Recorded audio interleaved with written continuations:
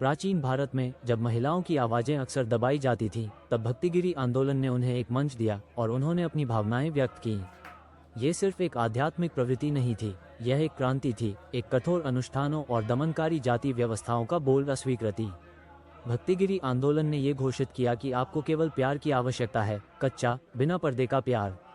और जबकि यह सबको स्वीकार करता था, महिलाएं आगे बढ़ीं, सिर्फ अनुयायी नहीं बल्कि नेता बनकर, अपनी भक्ति को अंधेरे में मशाल की तरह उठाकर। छवि में देखिए मीराबाई, एक राजकुमारी जो समृद्धि और विशेषाधिकार में पैदा हुई थी। वो एक आरामदायक जीवन बिता सकती थीं, लेकिन उन्होंने सब कुछ छोड़ दिया कृष्ण के लिए, अपनी दैवीय प्रियतम के लिए।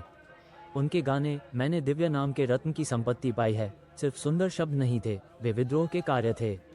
उन्होंने अपने परिवार, अपने पति और अपने समय के दमनकारी नियमों को चुनौती दी, अपनी आज़ादी के लिए गाती रहीं। मीराबाई के लिए आध्यात्मिकता पुजारियों या अभिजातों का एक विशेषाधिकार नहीं थी, ये जन्मसिद्ध अधिकार था जिसे किसी भी बहादुर व्यक्ति द्वारा स्वीकार किया जा सकता था। उनकी आवाज़ एक प्रकाश स्तंभ बन गई, ये साबित करते हुए कि भक्ति यहाँ तक कि परंपरा की सबसे ऊंची दीवारों को भी पलट सकती है। अब बात करते हैं अक्का महादेवी की, जो कर्नाटका की एक 12वीं सदी की रहस्यवादी थीं, जिन्होंने भक्ति को नए स्तर पर ले गईं।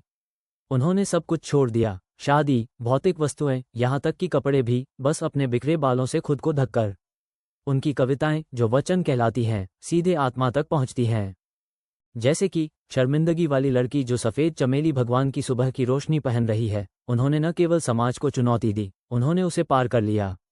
उनके शब्द उनके शरीर की तरह नंगे थे, प्रपंच को हटाकर एक ऐसी विश्वास दिखाते हुए जो परंपरा की नींव को हिला देता था। अक्का का विरासत लिंगायत परंपरा में जीवित है, जो उनके निर्भीक, उच्चतर प्रेम को दर्शाता है। मीराबाई और अक्का महादेवी कोई अलौकिक हस्तियां नहीं थीं, वे पथ प्रदर्शक थीं। उनकी भक्ति न तो निष्ठ प्रकृति की थी और न ही चुपचाप बहे जाने वाली, ये शानदार, गर्वित और निराश्रित थी।